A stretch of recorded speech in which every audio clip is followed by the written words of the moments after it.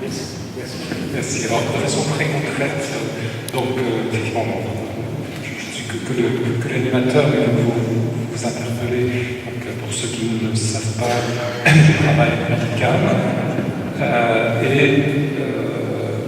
donc, le relais, comme l'Arche, ont la générosité d'accueillir des élèves de l'ICAM pour justement vivre des périodes plus ou moins plutôt courte de solidarité. Voilà, donc c'est une façon de répondre. Après, je pense que Philippe avait envie de réagir sur l'affirmation que vous venez de nous donner. Oui, on écrit pour créer des emplois, mais on insiste sur cette activité de récupération. J'ai dit c'est l'outil de travail qu'on utilise, et cet outil de travail, oui, c'est donner une deuxième vie, troisième vie à un vêtement. Deuxième vie quand il est reporté par quelqu'un qui va acheter un vêtement pas cher, quand il est reporté quand on l'envoie sur des pierres d'Afrique. Alors je regarde par là parce que le responsable du relais Burkina Faso, c'est Jean-Baptiste Lucchio, et j'ai eu la surprise tout à l'heure de voir que ses parents étaient là. Donc voilà, je voulais juste reparler de mon collègue au Burkina Faso, qui a fêté les 10 ans du relais Burkina Faso au mois de janvier. Voilà, et le salarié qui devait venir avec moi est parti au Burkina Faso fêter les 10 ans du relais Burkina Faso. Pour ça, je suis aussi déçu qu'il ne soit pas là ce soir et qu'il ne soit pas là, parce que voilà, il aurait pu vous parler de son expérience et sa rencontre d'un salarié qui était en insertion, qui enseignait, qui est au conseil d'administration chez nous et qui allait partager l'expérience de son travail et de ce qu'il vit en France avec ses collègues africains, qui vivent une expérience aussi d'un retour à l'emploi et d'avoir retrouvé aussi redonné aussi un sens à ça. Oui, ces vêtements ont une deuxième vie, une troisième vie, parce que quand ils vont en recyclage, le recyclage, c'est on refait des fibres, on récupère des fibres sur un vêtement. Donc un pull au vert, ou je ne prends pas le pull au vert, vous avez le meilleur exemple, c'est un vieux jean usé. On le fait effilocher, et on va le renapper. Et on va le renapper pour fabriquer un isolant textile pour l'habitation. Donc de votre vieux jean, on va refaire un effilochage, donc faire une deuxième vie de recyclage, et ce recyclage, on fabrique un isolant textile pour isoler les habitations, et qui a un très très bon isolant, voilà, qui est écologique du coup, parce qu'il est avec un produit recyclé. Voilà, donc il y a toute cette chaîne, et on est assez réaliste, c'est-à-dire que sur l'ensemble, nous, on a collecté 6400 tonnes de vêtements sur notre structure en 2013. Sur ces 6400 tonnes, si on ne les avait pas récupérées, elles auraient été mises dans les poubelles, donc elles seraient parties à l'incinération, à l'enfouissement. Et à l'incinération et à l'enfouissement, elles auraient coûté aux collectivités, j'ai fait un calcul rapide, 960 000 € de destruction. Et avec ces 6400 tonnes, on a 105 salariés et on a généré 4 200 000 € de chiffre d'affaires en 2013. Voilà. Donc on peut avoir une autre vue de l'économie, parce que justement sur cette... Et c'est pour ça, quand je vous parle de nos 4 200 000 € de chiffre d'affaires, alors ça peut paraître énorme, mais c'est 105. Mais sur ces 4 millions notre masse salariale, c'est 70% de ce chiffre d'affaires. Voilà, donc l'essentiel est là. Et du coup, c'est ça qui attire, c'est que du coup, il y a un vrai potentiel économique sur des entreprises privées en phase de vie. Mais on fait faire une vraie... On participe à la réduction des déchets, donc on a une vraie démarche écologique. Et en même temps, on fait partie de l'économie française parce qu'on a redonné du boulot chez nous à 105 salariés qui est en situation d'exclusion dans la région. Et puis, c'est quelque chose qui ne rend pas de fin.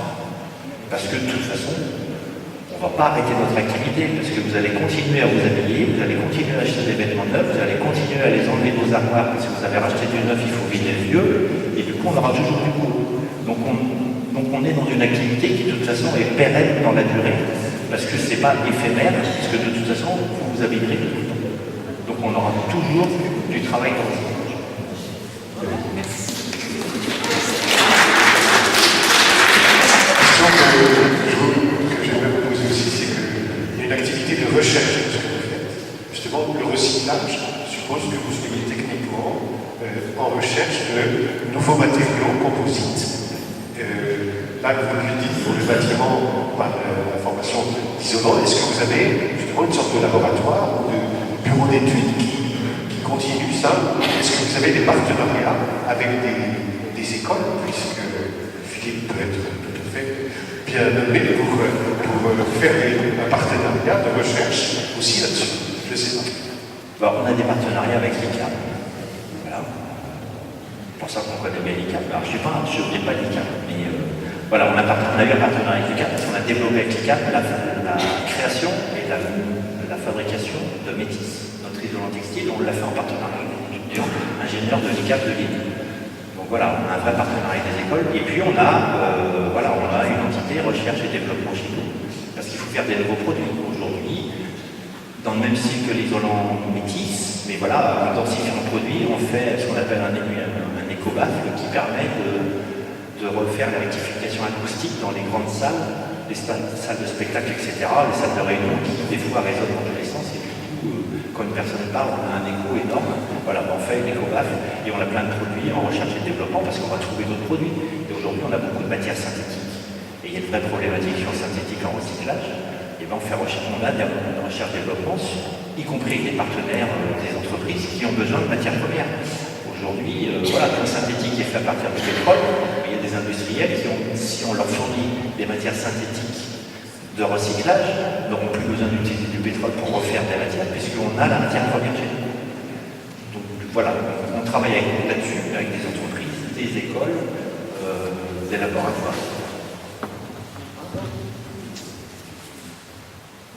Oui, en vous écoutant tous les deux, ce que je me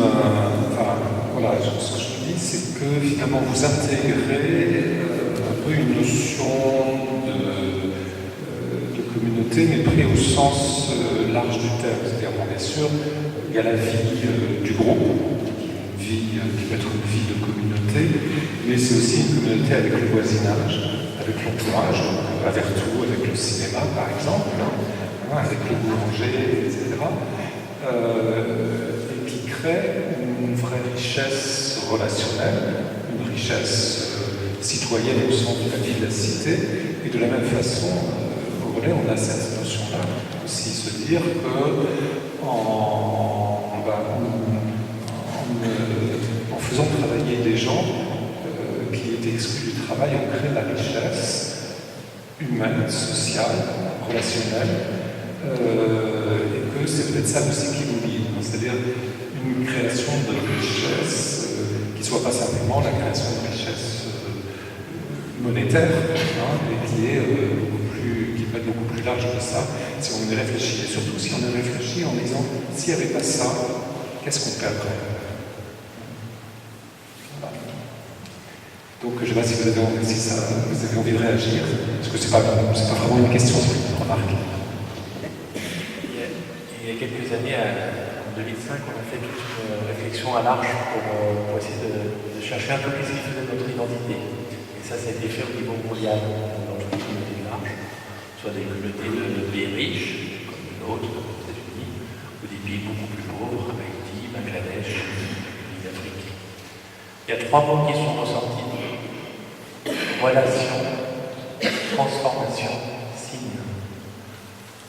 Trois mots qui caractérisent ce que l'on vit à l'arche. Un lieu de relation. Et les relations, on les vit au sein de la communauté, on les vit effectivement avec le monde qui nous entoure, et il n'y a pas de barrière physique, il n'y a pas de limite à ces relations. Mais le cœur de ce que l'on vit, c'est la relation. Transformation, parce que cette relation que l'on nourrit, que l'on explore, souvent avec la différence qui vient nous percuter, nous transforme.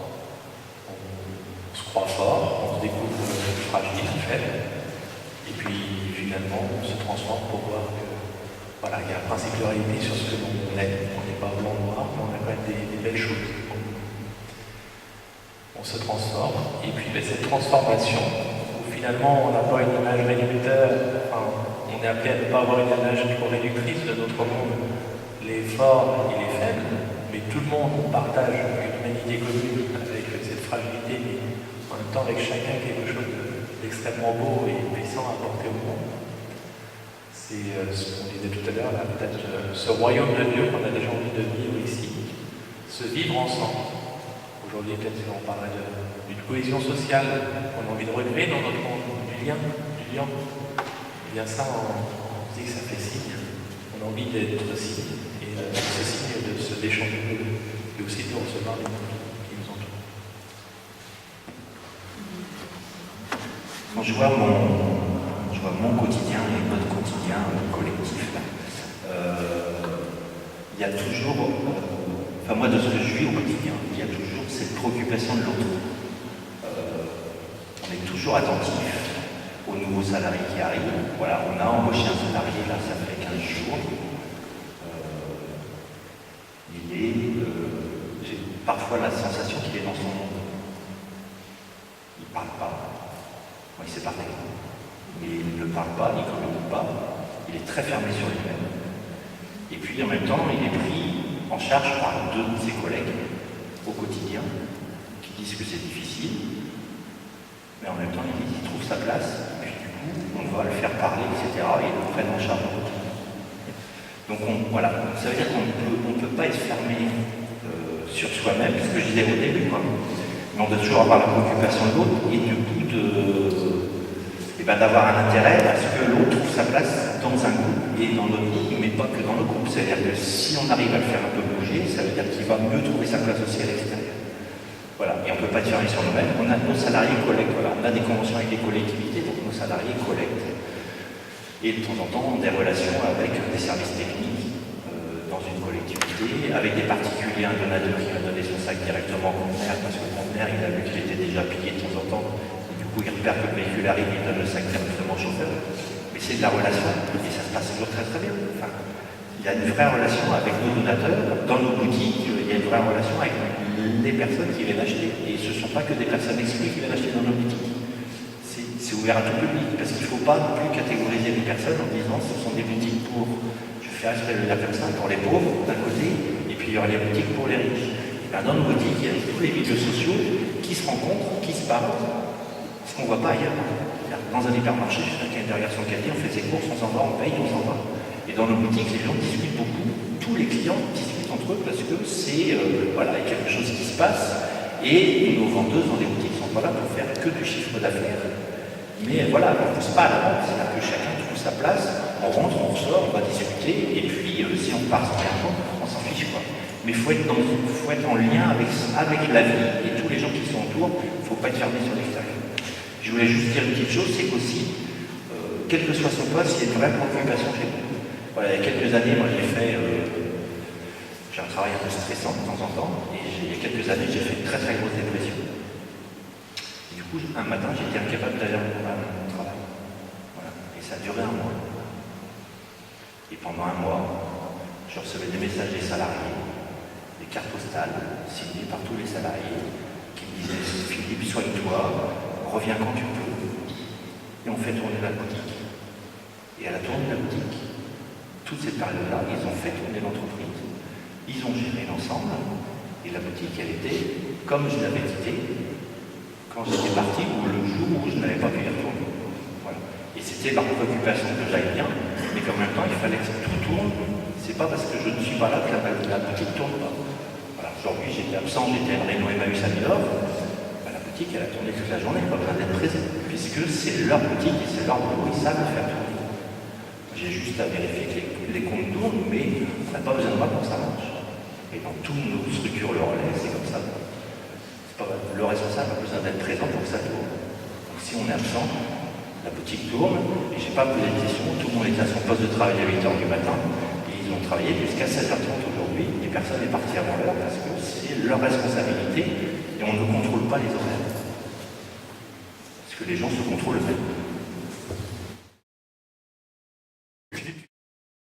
Oui, c'est d'abord un grand merci à Elisabeth.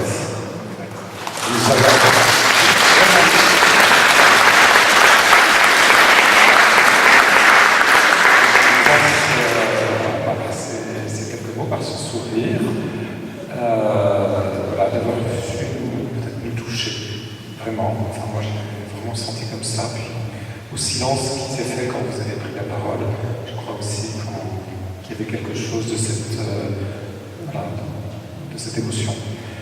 Et puis, je pense aussi merci à vous deux. Merci aussi vous. Moi, je l'entends aussi comme